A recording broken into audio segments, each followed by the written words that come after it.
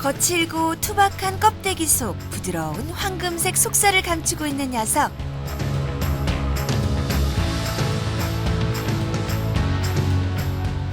특유의 맛과 향 덕분에 미식가들의 군침을 돌게 하는 오늘의 주인공.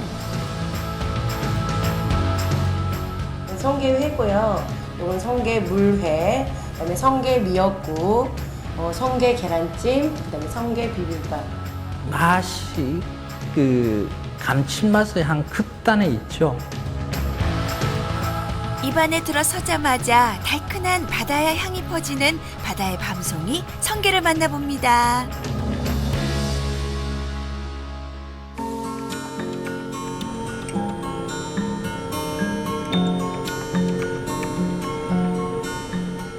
한반도 남동쪽 끝자락에 자리한 남해의 황금 곡간 거제 앞바다. 이곳은 사시사철마다 풍성한 먹거리를 내어주고 있는데요. 그중 무더운 여름철이 되면 바다가 전해주는 특별한 보물 덕에 분주한 하루를 보내는 해녀들이 있습니다. 바로 뾰족한 가시와 둥근 모양이 마치 밤송이를 닮은 성게가 제철을 맞이했기 때문이지요.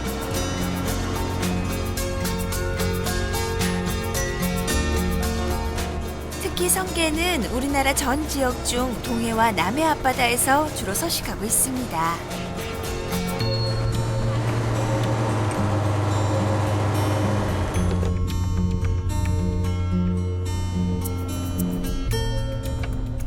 성게는 보통 그 동해안과 남해안, 제주 이 지역에서 보통 많이 나오고요. 서해안에서도 일부 나오긴 하는데 그렇게 흔한 것은 아닙니다. 보통 성게가 서식하는 데가 바위가 있는 지역에 바위 틈이라든지 이런 데 많이 붙어 있거든요. 그래서 서해안 지역에는 그 바위보다는 보통 볼로 조성이 되어 있으니까 성게가 많이 발견되지 않고요. 보통 동해안, 남해안, 제주 이런 데서 많이 나오죠. 물때에 맞춰 바다로 나서는 길.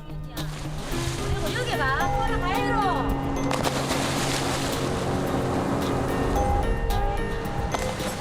보통 한 장소에서 함께 조업하는 방법과는 달리 자신이 원하는 곳에서 조업을 시작하는 해녀들.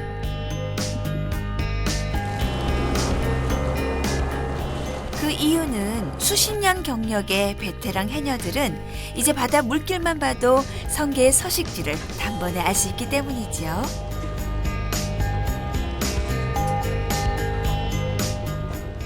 성게가 우리가 늘 이 바다를 뭐 몇십 년을 하니까 뭐 손바닥에 손꼽이 어느 쪽에 있는 것처럼 아 여기는 성게 있는 자리다, 여기는 전복 나는 자리다, 뭐 이런 걸 우리는 다 알죠.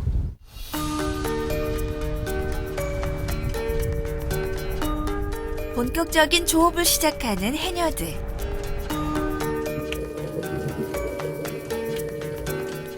바다에서 숨을 참을 수 있는 시간은 길어야 1분 남짓. 숨을 참고 내려가 성게를 채취하고 밖으로 나와 토해내기를 수백 번.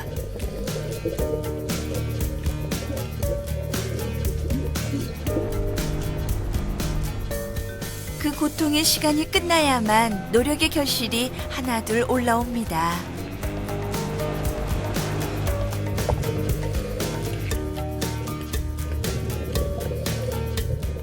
숨을 쉬는 것이 사는 일인데 오히려 숨을 참아야 하는 해녀들.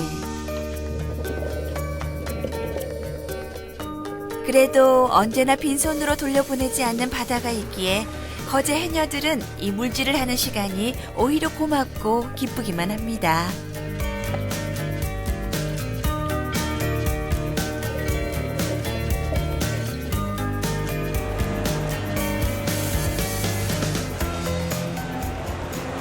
다른 직업에 이제 뭐 비교를 한다 치면 많이 힘이 들죠. 예, 숨을 참는 과정이니까, 참으면서 들어가서 일을 해야 되는 과정이니까, 예, 우리는 진짜 그 할머니 시대부터 어머니 시대부터 이렇게 쭉 전해온 그 뭐 장인 정신이라 할까, 그런 길을 가지고 작업을 해요. 근데 우리 나름대로 즐거워요. 바다에 가면 우리 육지에서 못 본 것들이 다 보이잖아요. 그 바다의 세계가.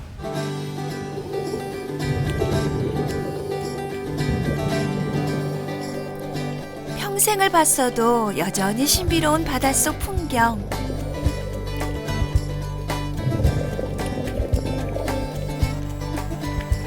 수중 10m 아래로 내려가 보니 드디어 성게가 하나둘씩 눈에 들어오기 시작합니다.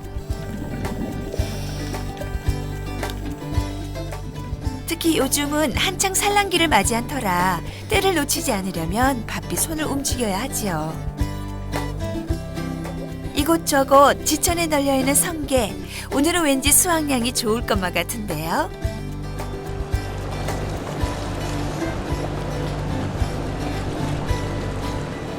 어느 정도 망사리가 묵직해졌다 싶으면 배 위로 올라오는 해녀들.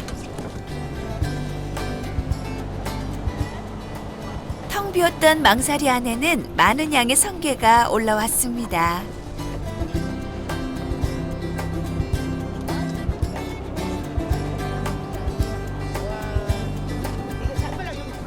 정약전의 자산어보에서는 성게를 율구합이라는 이름으로 고슴도치 같은 가시 속에 껍데기가 있다라고 기록이 되어 있는데요. 이 성게가 바로 보라성게를 뜻하는 말입니다. 이거 진짜 보라성게, 말똥성게, 또 빨간 성게도 있어요. 빨간 성게.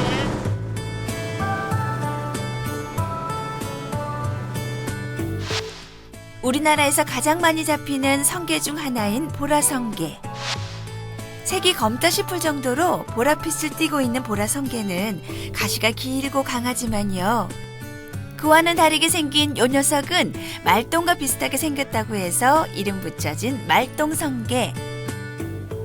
보라성게보다 가시가 짧고 크기도 작지만 그 맛이 더 진한 게 특징입니다. 그래도 식용으로 많이 이용하는 종은 보라성게와 말똥성게 두 가지 종이 있는데요. 먼저 보라성게 같은 경우는 그 각장 크기가 한 7에서 한 12cm 정도, 그리고 그 몸 표면을 덮고 있는 그 가시 길이가 약 한 6cm 정도로 긴 가시를 가지고 있는데 반해서 그 말똥성게는 그 각장 크기가 3에서 한 5cm 정도고, 또한 가시 길이도 약 1cm 이하로 이 보라성게에 비해서 이 말똥성게가 크기가 작고 가시 길이도 작은 게 특징입니다.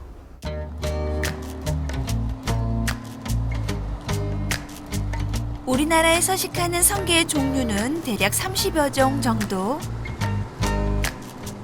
그 중에서 식용으로 이용하는 것은 보라성게와 말똥성게, 그리고 둥근성게와 분홍성게, 이렇게 4가지 정도입니다. 특히 봄부터 여름까지는 보라성게와 둥근성게가 깊은 맛을 내고요. 말똥성게와 분홍성게는 찬바람이 불기 시작하는 가을부터 겨울까지 최고의 맛을 자랑하고 있습니다. 보라성게철에는 보라성게가 맛이 있고, 또 말똥성게철에는 말똥성게가 맛이 있고, 또 빨간성게는 빨간성게 철에 맞춰서 제일 맛있을 때만 잡거든요. 그러니까 우리가 바다의 그 해산물들은 제철에 잡아서 제철에 먹는 거죠.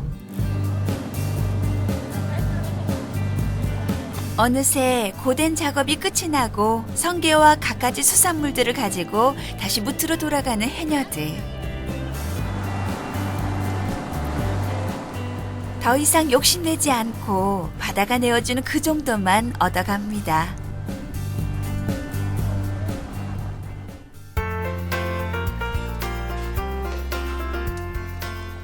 바다에서 갓 건져온 성게는 무트에 도착하자마자 탈피 작업에 들어가는데요. 주로 우리가 먹는 부분은 뾰족한 가시 껍데기가 아닌 황금 속살, 흔히 성게알이라고 부르는 요 녀석. 이 노란 성게알을 얻어내기 위해 가시를 까서 속살을 발라내고 또 일일이 내장을 빼내야 하지요. 하지만 그 정성에 비해 성게 하나에서 얻을 수 있는 속살은 겨우 요 손가락 한 마디 정도.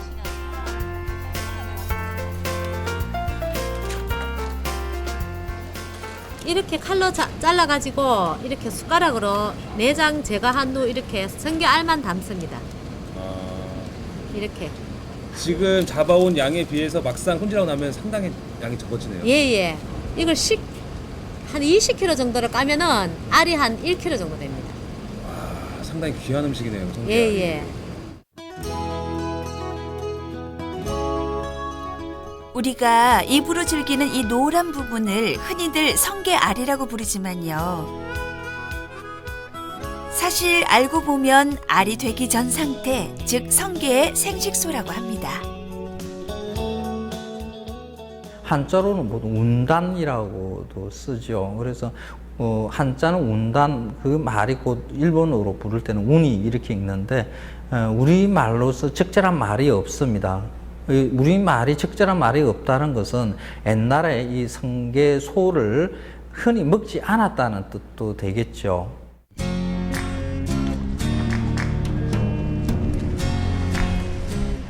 우리나라의 최대 항구 도시 부산.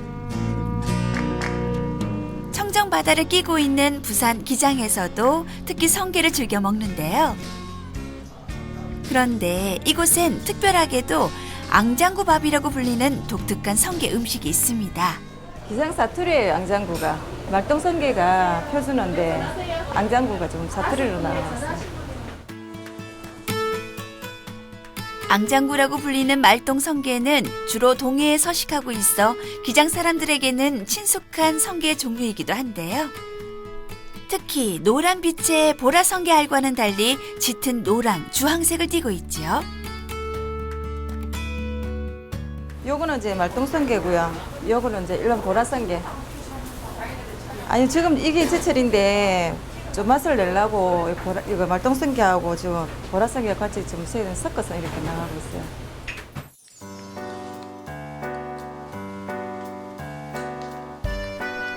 특유의 앙장구 밥을 만들기 위해서는 말똥성게를 이용하는 것이 맞지만 지금은 말똥성게가 아닌 보라성게의 제철인지라 함께 곁들여 입맛을 살리고 있습니다.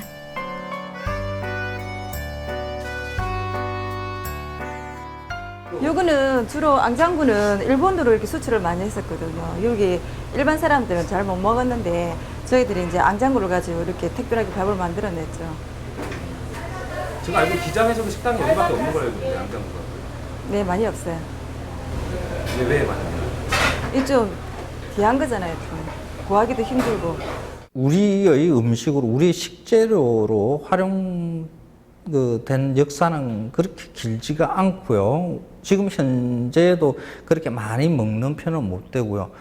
대부분 다 일본으로 넘어갔습니다. 일본 사람들이 이 성게소로 이용해서 이렇게 먹는 특히 뭐 스시 종류 이런 것을 해가 참 많이 먹죠.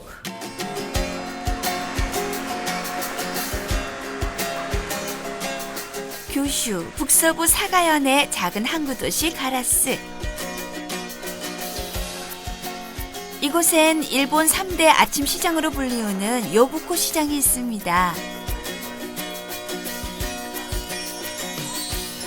그날 아침 갓 잡은 신선한 수산물들로 활기가 넘치는 요부코 시장.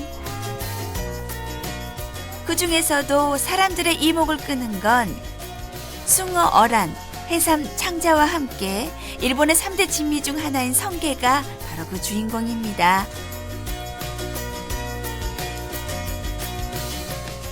일본어로는 운이라고 불리는 성게알. 사실 일본에서는 예부터 성게의 작고 신비한 맛을 누구보다 잘 알고 있었는데요. 그래서 한때 일본에서 우리나라 성게를 전량 수입할 정도였다고 합니다. 즉 성게는 일본 사람들에겐 없어서는 안 될 중요한 식재료로 사랑받아왔던 거지요. 성게는 아주 부드럽죠. 입안에서 살짝만 혀와 입천장의 힘만 가지고도 탁 풀어지는데 그 맛이 그 감칠맛의 한 극단에 있죠. 그리고 휘발성의 향이 있습니다. 코끝을 탁 치고 나오는 그 휘발성의 향, 이 향을 맛있다라고 보통 생각을 하죠. 그 뒤에 이제 짭조름한 그 바다의 맛이 같이 이렇게 붙어서 이렇게 쭉 들어옵니다.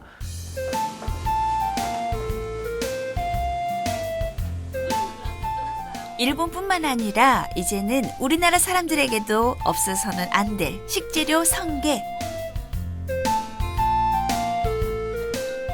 대부분 성게는 회로 먹거나 시원한 물회로 즐기는데요. 무엇보다 미역과 성게를 넣고 끓인 성게 미역국은 고소한 맛이 일품이지요. 제주도 인심은 성게국에서 난다 이란 말이 있는데요. 제주에서는 집에 반가운 손님이 찾아오면 이 성게국을 대접할 정도로 귀한 음식 중 하나로 손꼽힙니다. 제주와 마찬가지로 성게를 접할 기회가 많은 거제 지방에서는요, 예부터 귀한 달걀과 함께 곁들여 먹기 시작했지요. 좀 귀했잖아요. 계란도 귀했고 성게도 귀했는데 이제 할머니나 어머니나 이제 행여를 하시면서 이제 계란찜에다 성게를 넣고 좀 고급스럽게 할아버지 상에나 아버지 상에만 얹었던 그런 음식으로 아주 고급 음식으로 썼는데, 이제 요즘에는 물론 해산물은 귀하지만 그래도 몸이 아팠을 때, 아픈 다음에 입맛이 없을 때 이 성게찜을 이렇게 주로 합니다.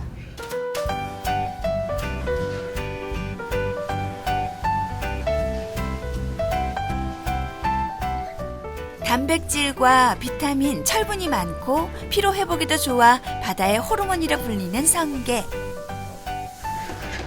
여기에 어느 요리와도 궁합이 척척 잘 맞아 보통 익히지 않는 해산물들을 잘 먹지 않은 서양에서도요, 성게만큼은 익히지 않고 파스타에 넣어 먹을 정도로 전 세계에서 사랑받고 있습니다.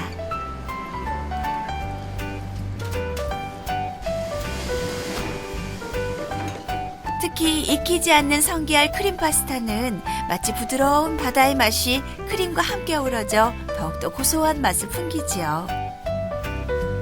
여기에 익힌 성게알 파스타는요, 특유의 탱글탱글 씹는 식감이 일품입니다. 본연의 향이 워낙 강해서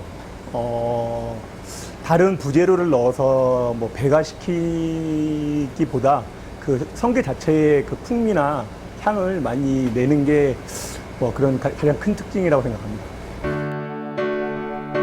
식재료로서 최고의 영양을 품고 있는 성게.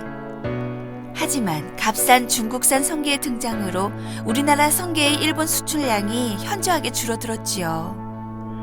이로 인해 한반도에 분포하는 성게 개체수가 많아져서 최근 갯 녹음 현상의 주범으로 손꼽히고 있지요.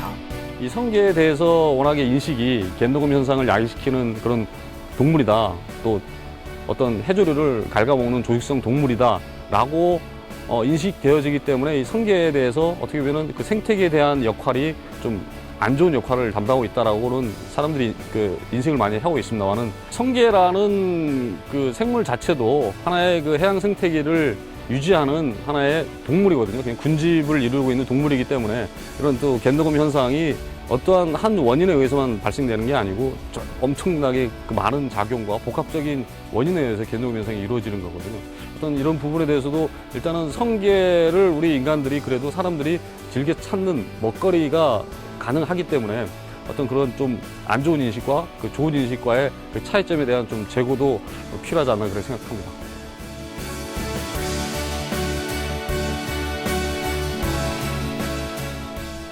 건강한 해양 생태계를 이루기 위해선 성게가 어느 정도 유지해야 한다고 하니까요.